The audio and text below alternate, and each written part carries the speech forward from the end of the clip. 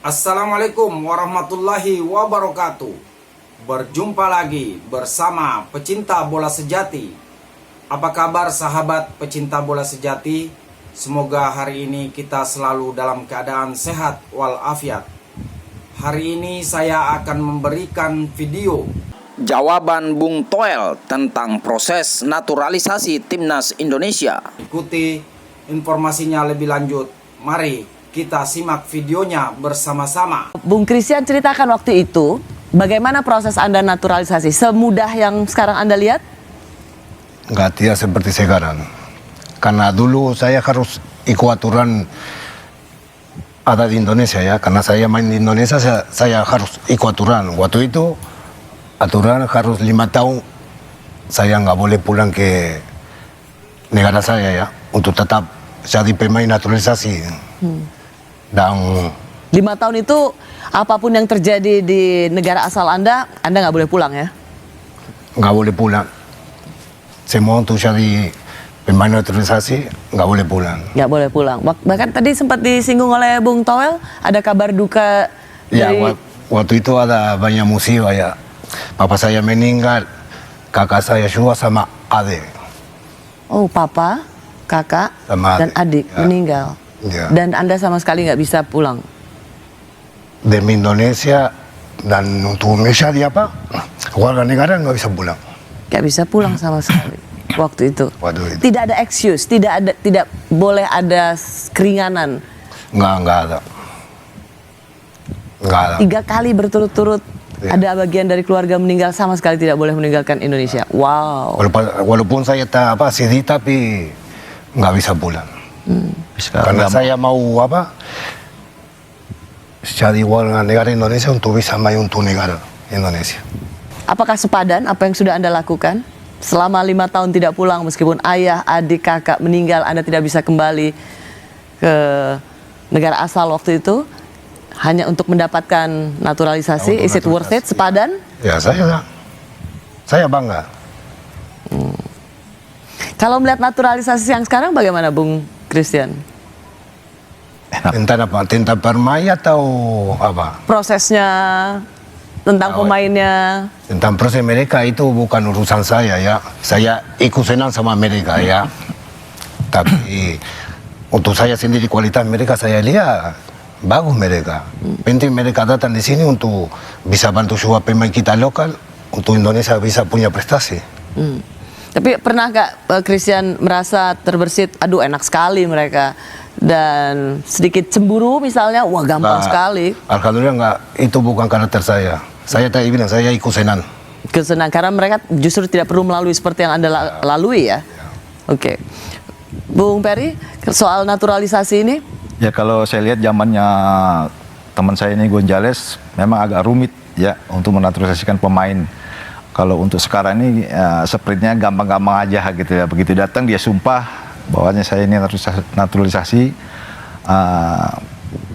lebih gampang kayaknya sekarang, lebih enak ya dari zamannya Gonzales. Sebagai bekas timnas, apakah ini sesuatu yang sangat bermanfaat menurut Bung Peri? Ya bermanfaat sekali ya, bermanfaat sekali. Bung Roni? Ya kalau bicara naturalisasi saya pikir saya mendukung sekali. Kenapa? Karena STY mungkin melihat bahwa mungkin dengan cara itu bisa memenuhi target dia, bukan mengenyampingkan pemain lokal, ya. Tetapi ini penting dan itu kan kelihatan sekali penampilan kita bagus. Ini penting karena memang ada kebutuhan. Iya, dan juga kenapa? Karena pemain kita belum ada yang sebaik dia pemain-pemain melihat naturalisasi. kalau dia mengandalkan seluruh pemain kita yang ada Liga 1, itu akan sulit buat dia untuk bicara performa, untuk bicara apalagi ke level Asia. Ya kalau mungkin masih di ASEAN masih oke lah. Tapi pun di ASEAN kita sulit untuk bisa bersaing kan. Di Piala AFF juga kita nggak pernah juara. Apalagi liga kita kan kalau di ASEAN itu mungkin nomor 5, nomor 6. Masih jauh di bawah kalau untuk ukuran ASEAN. Sehingga dia perlu untuk sebuah tim yang kuat untuk mengejar target dia mendatangkan pemain naturalisasi ini dengan punya keturunan. Kalau dulu kan masih ada dengan aturan yang lain, tapi sekarang punya darah. Dan itu bagus dia datangkan. Dan prospeknya kan oke. Tanpa mengenyampingkan pemain-pemain yang ada di Liga 1. Buktinya sekarang dia mengkombinasi ini pemain Liga 1 yang bagus. Ya, dan dia ada Pratama Arhan. Walaupun itu kan sekarang bermain di Suwon, tapi dia kan produk Liga 1. Asnawi Mangku Alam, Rizky Ridho, semua kan pemain-pemain yang diandalkan di level utama. Enggak. Hanya memang misalnya begini, saya tahu pasti Anda tidak setuju dengan pernyataannya Bu. Harus setuju dong. Oke, setuju nggak? Yang mana? Pernyataan bahwa memang ada kebutuhan dan memang sangat Ya. bermanfaat pemain-pemain naturalisasi. Betul, ada kebutuhan, tetapi bagaimana melihat itu dalam kerangka yang besar untuk sepak bola Indonesia. Maka kan akan muncul pertanyaan, sampai kapan? Naturalisasi ini kan harus kita anggap sebagai akselerasi. Bukan sebagai policy gitu loh. Akselerasi aja, ya policy. Tapi bukan sebagai prinsip membangun sepak bola. Sampai kapan? Maka muncul pertanyaannya kan. Lalu pertanyaan berikutnya adalah kompetisi kita jadi sebagai apa? Apakah hanya pajangan? Apakah hanya sekedar bancakan rame-rame gitu aja? Kenapa Kan Kak nggak boleh Anda nuduh itu dugaannya jauh sekali sampai bancakan? Nggak nuduh sih Mbak. Kompetisi itu adalah rahimnya tim nasional. Ngerti, tapi kan betul. kalau dibilang sampai bancakan, masa mendatangkan timnas sampai bancakan dari mana? Bukan, kalau policy kan ketika mendatangkan naturalisasi, maka kan ini ada efek, ada pengaruhnya. Apa artinya kompetisi kalau kayak begitu? Maka harus ada proporsional keseimbangan dalam strategi itu. Apakah Sinteyong cukup rajin memantau Liga 1? Menurut saya tidak. Habis Piala Asia dia mengkritik liganya, perbaiki dong, firm, fine, oke. Itu memang betul. Tapi apakah setelah Piala Asia kompetisi bergulir dia nyatronin klub-klub? Dia datangin ke stadion-stadion untuk memantau pemain kan enggak? Dia komunikasi dengan klub, dia komunikasi dengan pelatih kan enggak? Oke, Dia memilih libur ke Korea. kenapa di mata Anda Sintayong tuh salah terus nggak ada prestasinya? Enggak salah, saya mengkritisi apa yang dalam koridor sepak bola gitu loh. Sebentar, tolong ini didudukan. Soal naturalisasi, apakah kemudian kita sepakat ini memang sesuatu yang memang patut dilakukan saat ini? Firzi? Ya, kalau saya sih pertama kalau kami di redaksi memang nggak memakai kata naturalisasi ya, karena kita memakai kata pemain-pemain diaspora, bahwa siapapun yang mengambil sumpah WNI adalah Eufemisme ya. membedakan lagi. Ya sudah, siapa. oke lah, diaspora, naturalisasi, Jadi, karena karena emang program ini dilakukan karena kita punya target-target tinggi ya. Pertama berusaha untuk lolos ke Olimpiade. Ini kan oke, kategori umur U23, maka saya bilang turnamen ini unik karena ini Piala Asia U23 loh. Tapi hadiahnya tahun ini sangat seksi, lolos ke Olimpiade Paris. Kita nggak pernah main di sepak bola putra Olimpiade sejak 1956 di Melbourne.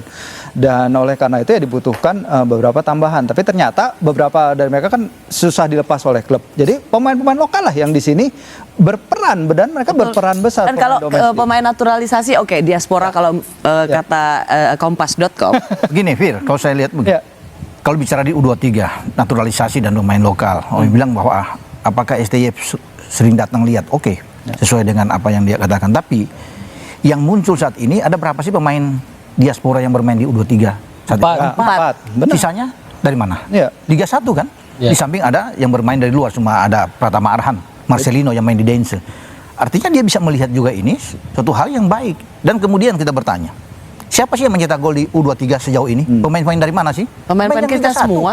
Yang dari Liga 1 semua? Ya, Liga 1. Komang 2. Maka anggapan STY itu terbantahkan di Piala Asia U23 ini. Dia Apa yang bilang kuat? mentalnya nggak kuat anak-anak. Dia bilang staminanya 35 menit loh rataan playing time-nya, actual playing time-nya Liga 1. Kata LIB dibantah 40 kok, katanya kan begitu. Lalu anak-anak buktikan di lapangan, bisa kok. Ya, tapi Itu yang saya kan kritisi ada gitu proses loh. juga dong, Bung Toel. Bukan, Pada saat artinya, dia sebagai mengatakan pelatih itu tim dan sekarang nasional, setelah menjadi nggak pelatih boleh sudah- gegabah dia bilang seperti itu. Mungkin tahun lalu tuh dia bilang itu kan, bahwa Actual playing time, anak-anaknya habis Piala Asia, Habis Piala Asia. wawancara dengan, nggak usah disebut, dengan media lah, wawancara khusus. Tapi itu kan tugas dia sebagai pelatih untuk bisa memendahi tugasnya STY dong, untuk bilang harus Justru itu makanya fisiknya, kan. Makanya yang harus saya mental, harus bilang kuat. ini excuses sudah gitu datanya salah lagi kan. Dia bilang 35 menit actual playing time-nya Liga 1. Data LIB ternyata 40. Waktu itu saya kritisi apa betul 35 menit gitu loh. Memang semua campaign dari FIFA, konfederasi pengen bisanya adalah sebuah pertandingan actual playing time-nya itu 60 menit gitu loh. Cuman Premier League aja rataan 10 tahun terakhir cuma 58, belum sampai 60 menit. Bung Roni, Ya. kalau ada dari 11 pemain yang Ya. 4 naturalisasi, tapi kemudian ada pertanyaan, misalnya kalau saya membaca komentar-komentar, ternyata yang menggolkan juga Ya. Pemain-pemain besar Liga pemain Liga Ya, 1. Artinya kan besar Liga pemain 1. kita sendiri, Iya. timnas sendiri, bukan pemain yang sengaja didatangkan atau naturalisasi. apakah kemudian terlalu ekstrim kalau pertanyaannya, jadi apa gunanya? Liga satunya. Enggak, apa gunanya Pemain naturalisasi? naturalisasi. Apakah ini kemudian terlalu ekstrim? Pertanyaan, toh buktinya yang moncer pada saat U23 ini adalah pemain-pemain Liga 1 Karena juga. sepak bola itu, Mbak Rosi, bermain dengan 11 orang. Sebuah tim. Tidak bisa melihat satu demi satu. Oke, Marcelino bisa membuat gol, Komang bisa membuat gol, Witan bisa membuat gol. Tapi bermain itu kan tim.